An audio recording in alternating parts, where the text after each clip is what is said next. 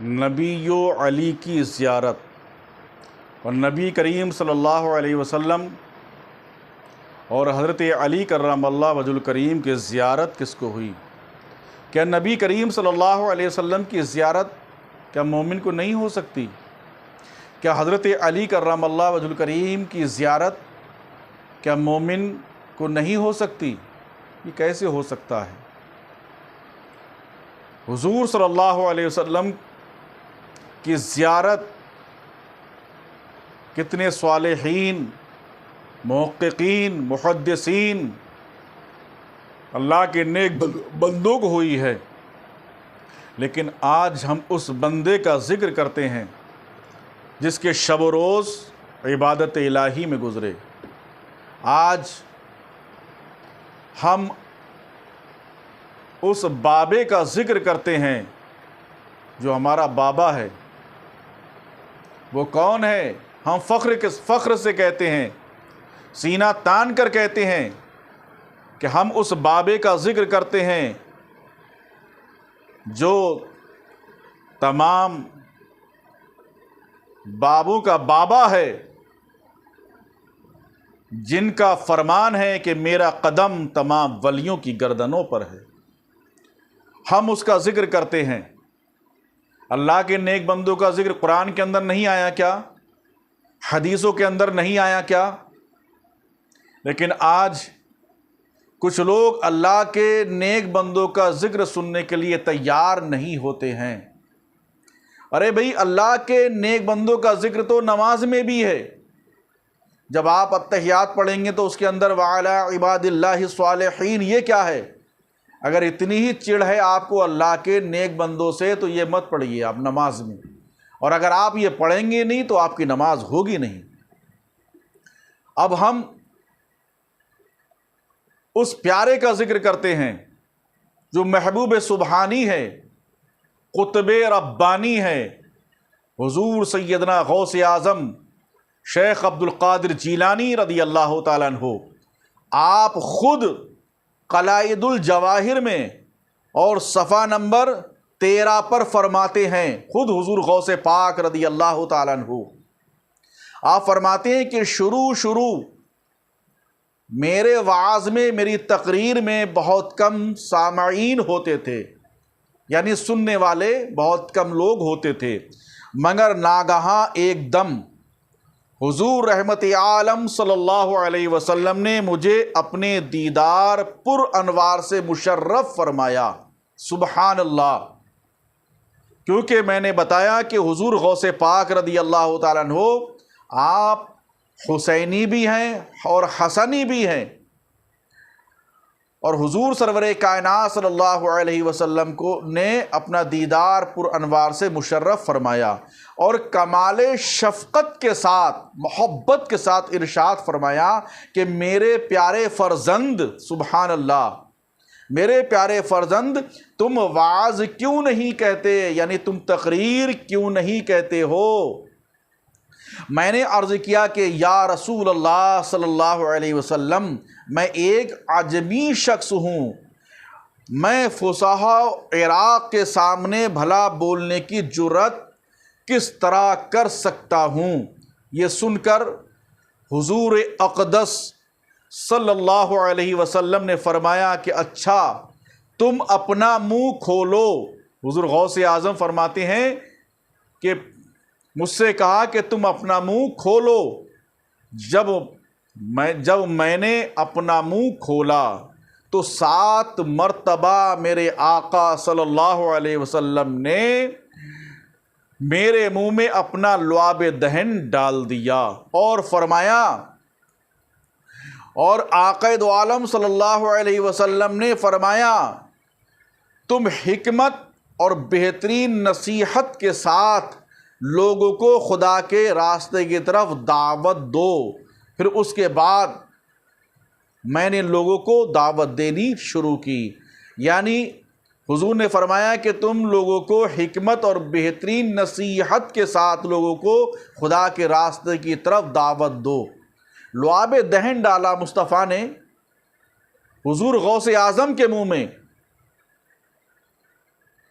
تو لعاب دہن کی شان یہ ہے کہ میرے مصطفیٰ اگر لعاب دہن خاری کنویں میں ڈال دیں تو وہ خاری کنواں کا پانی میٹھا ہو جائے۔ حضرت قتادہ رضی اللہ تعالیٰ عنہ کی اگر آنکھ پر لگا دیں تو آنکھ بالکل صحیح سالم ہو جائے۔ کسی کی ہڈی اگر ٹوٹ جائے لعاب دہن لگا دیں تو ہڈی ٹھیک ہو جائے۔ سانپ کاٹ لے اور زہر پورے بدن میں سرائیت کرے اور آقا لعاب دہن لگا دیں تو زہر ختم ہو جائے۔ تو جس کے لعاب، جس کے تھوکے مبارک میں اتنی شفا ہو، اس کی زبان مبارک میں کتنی شفا ہوگی، وہ کیسا رسول ہے، سبحان اللہ۔ غور کیجئے، غور کرنے کا مقام ہے۔ کہا کہ راستے کی طرف، اللہ کے راستے کی طرف بلاؤ، دعوت دو، پھر اس کے بعد میں سرکار غوث اعظم فرماتے ہیں کہ اس کے بعد میں حضرت مولا علی کرم اللہ وجہ الکریم کی زیارت سے سرفراز ہوا۔ میں نے حضرت مولا علی رضی اللہ تعالیٰ عنہ کو خواب میں دیکھا، ان کی زیارت سے سرفراز ہوا تو انہوں نے 6 مرتبہ میرے منہ میں اپنا لعاب دہن ڈال دیا۔ سبحان اللہ، یعنی حضور نے 7 مرتبہ ڈالا لعاب مبارک، اور حضرت علی رضی اللہ تعالیٰ عنہ نے 6 مرتبہ۔ ایسا کیوں؟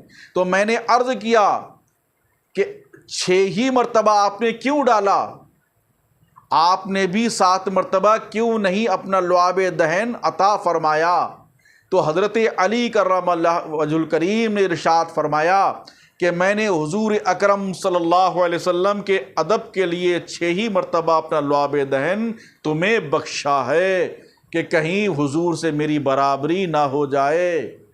آج جن کے تھوک میں بدبو آتی ہے، پسینے میں بدبو آتی ہے، وہ کہتے ہیں کہ حضور تو ہماری طرح ہیں، لیکن حضرت علی رضی اللہ تعالیٰ عنہ کے اس واقعے سے درس عبرت لیجئے کہ میں نے 6 مرتبہ ڈالا، 7 مرتبہ نہیں ڈالا اس لیے کہ برابری نہ ہو جائے۔ اپنا لعاب دہن بخشا تاکہ حضور صلی اللہ علیہ وسلم کے ساتھ برابری کا شبہ نہ پیدا ہو سکے، یعنی شبہ بھی پیدا نہ ہو سکے۔ اللہ اکبر۔ اس کے بعد میری گویائی یعنی میری زبان اور واعظ کی تاثیر کا یہ عالم تھا کہ 70,000 سامعین دور دور سے اونٹوں اور گھوڑوں اور خچروں پر سوار ہو کر میری تقریر کی مجلس میں آنے لگے، میری واعظ کی مجلس میں آنے لگے، اور بڑے بڑے علماء اور مشائخ کے علاوہ رجال الغیب اور جنوں کی جماعت بھی واعظ میں آنے لگی، اور ہر واعظ میں سینکڑوں فساق اپنے گناہوں سے توبہ کرتے اور یہود و نصارہ اور دوسرے کفار اسلام قبول کرتے تھے۔ یہ حضور غوث اعظم رضی اللہ تعالیٰ عنہ کا بیان تھا کہ ہزاروں بے شمار نصارہ یہودی ایمان لاتے تھے، اور بے شمار وہاں پر رجال الغیب آتے تھے اور جنات بھی ہوتے تھے جو حضور صلی اللہ علیہ وسلم کا وعظ سنتے تھے اور آپ کی تقریر سنتے تھے۔ حضور غوث پاک رضی اللہ تعالیٰ عنہ آپ جتنا بھی عمل کرتے تھے اللہ کے لیے، للہیت کے لیے، اللہ اس کا رسول راضی ہو جائے، لیکن آج ہم جو عمل کرتے ہیں صرف لوگوں کے دکھاوے کے لیے، یہ نہیں ہونا چاہیے۔ ہمارے دل میں بھی خلوص ہو، ہمارے دل میں بھی للہیت ہونا چاہیے۔ اللہ رب العزت کی بارگاہ مقدس پناہ میں دعا ہے کہ رب قدیر ہمیں اور آپ کو صحیح طریقے سے حضور غوث اعظم رضی اللہ تعالیٰ عنہ کے نقش قدم پر چلنے کی توفیق رفیق عطا فرمائے۔ آپ حضور غوث اعظم کی سوانح حیات پڑھیے تو آپ حضور غوث اعظم کی لکھی ہوئی کتابیں تو پڑھیے، آپ کے دماغ کے دریچے کھل جائیں گے کہ کون غوث اعظم ہے۔ غوث اعظم کی شان میں برائی کرنے والوں سے میں یہی کہنا چاہتا ہوں کہ آپ غوث اعظم رضی اللہ تعالیٰ عنہ کی پہلے کتابوں کا مطالعہ کر لیجئے، حضور غوث اعظم کی کتابوں سے آپ استفادہ حاصل کیجئے۔ حضور غوث اعظم کی ایک کتاب فتوح الغیب ہے، آپ اس کو پڑھیے، آپ کو پڑھنے کے بعد پتہ لگ جائے گا کہ ذات غوث اعظم کس کا نام ہے۔ آئین جواں مرداں حق گوئی و بے باکی اللہ کے شیروں کو آتی نہیں روبائی عظمت انسانیت حق کی رضا جوئی میں ہے حق پرستی میں اور حق شناسی اور حق گوئی میں ہے